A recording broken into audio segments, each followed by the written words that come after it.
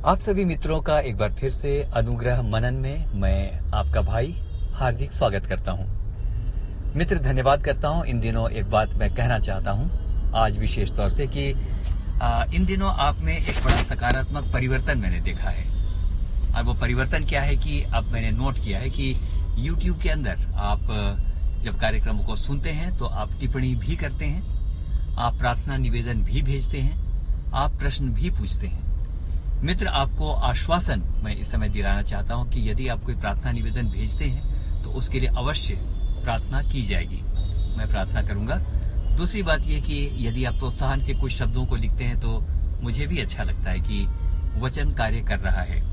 कई गवाहियां तो ऐसी हैं या कई पत्र ऐसे हैं जो YouTube के अंदर आते हैं जो मनों को छू लेते हैं और इन बातों से प्रोत्साहन भी बढ़ता है। तो मित्र, बहुत बहुत धन्यवाद करता हूं। इस समय एक क्षमा याचना के साथ आज के इस कार्यक्रम को आरंभ करना चाहता हूं। और क्षमा याचना ये है कि इस समय आप ट्रैफिक की आवाज सुन रहे होंगे। मैं इस समय ट्रैफिक में हूं और इस समय ड्राइव कर रहा हूं। आज कुछ ऐसा संयोग हुआ या ऐसी आज परिस्थिति बनी कि बिल्कुल आज कहीं बैठकर रिकॉर्ड करने का अवसर नहीं मिला। अभी मार्ग में हूं और अभी गंतव्य तक पहुंचने में भी समय लगेगा। अब मैं बेचैन था कि आज यदि नहीं बैठ पाया, नहीं कर पाया तो कैसे होगा, क्योंकि समय से पहले इसे पोस्ट भी करना है। तो ड्राइव करते करते ये निर्णय किया कि आज क्यों ना ऐसा करें कि ड्राइव करते करते ही, मार्ग में ही, चलते चलते ही, है ना, हम परमेश्वर के वचन को सुने। आप कहेंगे ये क्या बात हुई? तो मित्र, यदि हबक्कुक की पुस्तक को देखेंगे तो वहां पर परमेश्वर ने हबक्कुक को आज्ञा दी, दर्शन की बातों को बोल और उन्हें लिख दे कि वह दौड़ते हुए भी आसानी से पढ़ी जाएं। तो अभी मैं दौड़ रहा हूं या मैं यात्रा कर रहा हूं, तो मैं प्रयास करूंगा कि आज के मनन में हम सब एक साथ चलेंगे। तो आइए, मैं सफर कर रहा हूं, आप भी मेरे साथ सफर करें। तो चलते हैं आज के मनन में। तो मित्र, आज एक विशेष अध्याय पर आज हम मनन करेंगे और वो अध्याय है लूका रचित सुसमाचार, उसका 9वां अध्याय। लूका रचित सुसमाचार उसके 9वें अध्याय में कई घटनाओं का वर्णन है, लेकिन एक ऐसी घटना है जो कि बेहद लोकप्रिय है, यानी हर कोई इस घटना के बारे में जानता है। और वो घटना है 5000 की भीड़ को यीशु द्वारा खिलाना, या 5000 की भीड़ को यीशु ने 5 रोटियों और 2 मछलियों से खिलाया। इस घटना पर आज हम थोड़ी गहराई के साथ मनन करेंगे। तो मित्र, इस घटना का प्रारंभ कुछ इस तरह से होता है कि वहां पर वचन इस प्रकार से बोलता है कि भीड़ जब उसके पास आई तो वो बड़े आनंद के साथ उनसे मिला और उनसे परमेश्वर के राज्य की बातें करने लगा। शैल आई रिपीट? बड़े आनंद से यीशु भीड़ से मिला और वो उनसे परमेश्वर के राज्य की बातें करने लगा और जितने बीमार थे उनको उसने चंगा भी किया। मित्र, यदि इस पद पर विचार करें तो यहाँ पर हमें प्रभु यीशु मसीह की सेवा के डायमेंशंस या प्रभु यीशु मसीह की सेवा के अलग अलग पहलू हमको दिखाई पड़ते हैं। यहाँ 2 पहलू तो बहुत साफ हैं। We can see the 2-pronged ministry here, है ना। हम एक सेवा के 2 ब्रांचेस को देख सकते हैं। सबसे पहली बात क्या लिखी थी कि वो उनसे परमेश्वर के राज्य के बारे बातें करने लगा, और दूसरी बात लिखी है उसने बीमारों को चंगा किया। तो मित्र, यहाँ पर जब भी मैं इसको पढ़ता हूं मैं बहुत उत्साहित होता हूं कि यहाँ पर हम देखते हैं इतनी बड़ी भीड़ जमा थी, लेकिन प्रभु यीशु मसीह का फोकस मात्र चंगाई नहीं था। बाइबल ऐसा नहीं बताती कि बहुत भीड़ थी और वहां पर बहुत चंगाई हुई, बहुत सारा चमत्कार हुआ, भीड़ जय जयकार करने लगी। ऐसा वर्णन बिल्कुल नहीं है। यहाँ पर सबसे पहला वर्णन ये है, what did he do as a priority. प्रभु यीशु मसीह ने एज ए प्रायोरिटी क्या किया? तो इसका उत्तर ऐसे मिलता है हमें कि उसने भीड़ से परमेश्वर के राज्य के बारे में बातचीत की। और इसके बाद पॉइंट 2 पर यदि हम देखें तो ये प्रायोरिटी नंबर 2, यहाँ पर हमें यह दिखाई पड़ता है कि और उसने उन्हें चंगा किया जिन्हें चंगाई की आवश्यकता थी। तो मैं परमेश्वर का धन्यवाद करता हूँ मेरे मित्रों, और आज एनकरेज करना चाहता हूँ। Only healing or the fulfillment of the worldly needs or desire is not the top priority of the ministry. सबसे पहली बात कि परमेश्वर का राज्य आए, जैसी उसकी इच्छा स्वर्ग में पूरी होती है, हमारे जीवनों में भी पूरी हो। मैं आमीन कहूंगा। मेरे मित्र, अब थोड़ा और आगे चलते हैं। अब आइए देखते हैं, let us now classify this crowd. आइए इस भीड़ का थोड़ा वर्गीकरण करते हैं कि इस भीड़ में किस किस प्रकार के लोग थे। तो सबसे पहले देखेंगे, नंबर 1, इस भीड़ में ऐसे लोग भी थे जो वचन सुनने के लिए आए थे, जिनके अंदर वचन को सुनने की बड़ी लालसा थी, ऐसे लोग थे। नंबर 2, ऐसे लोग थे जिनको की चंगाई की आवश्यकता थी। नंबर 3, ये भी हम कह सकते हैं कि ऐसे लोग भी थे जो मात्र वहां देखने के लिए आए थे कि यहाँ पर क्या होता है। जब भीड़ लग जाती है या मजमा लगता है तो लोग भी जमा हो जाते हैं। तो 3 प्रकार के लोग थे।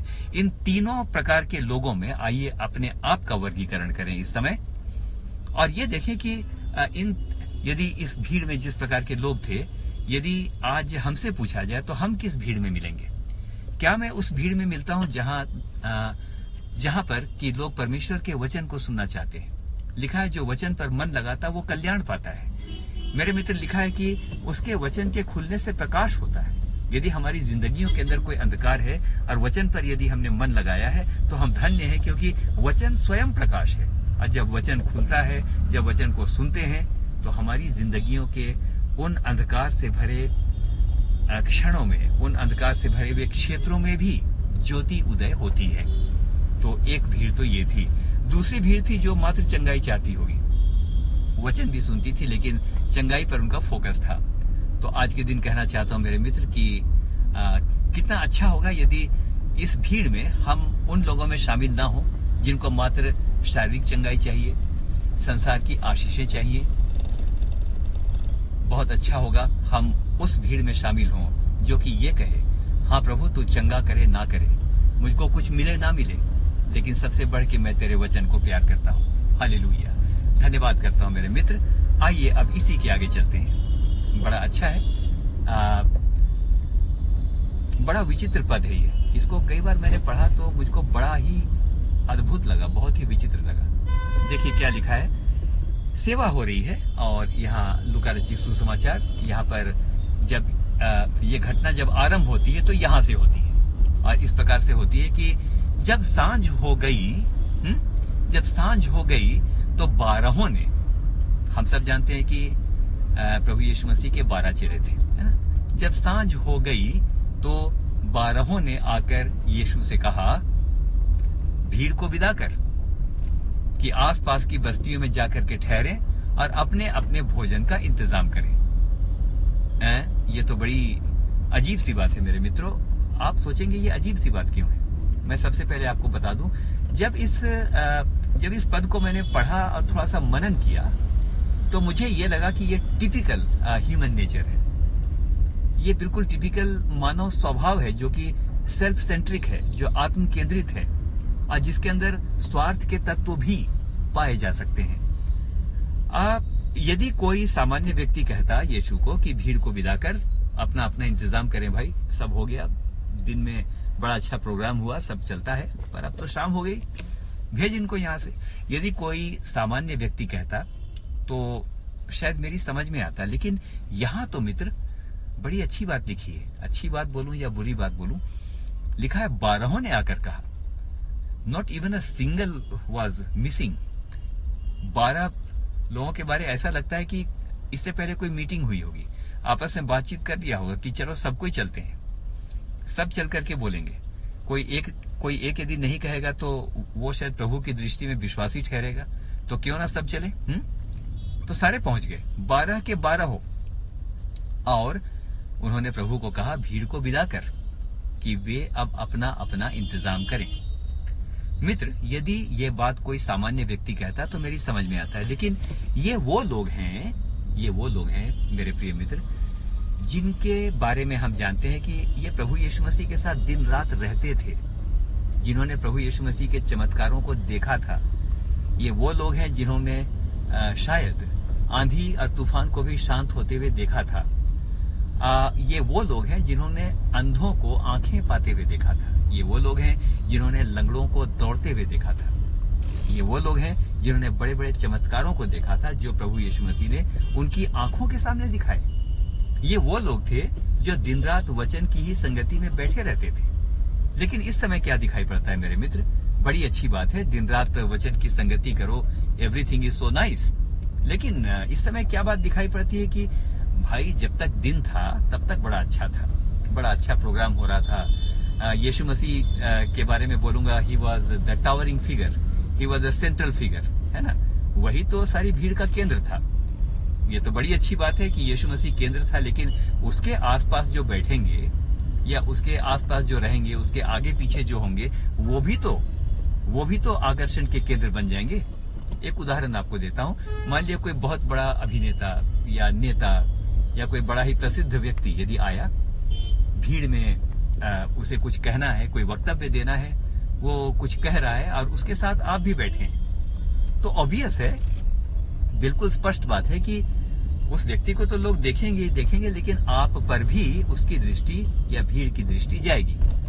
तो चेले एंजॉय कर रहे थे, है ना, कि भीड़ भाड़ है, बड़ा अच्छा प्रचार हो रहा है, आज सब कुछ है, जब तक दिन है तब तक तो दिखते हैं, जब तक दिन है तब तक चलेगा। वेरी गुड प्रोग्राम सर, बहुत अच्छा कार्यक्रम हुआ, बहुत बढ़िया लगा।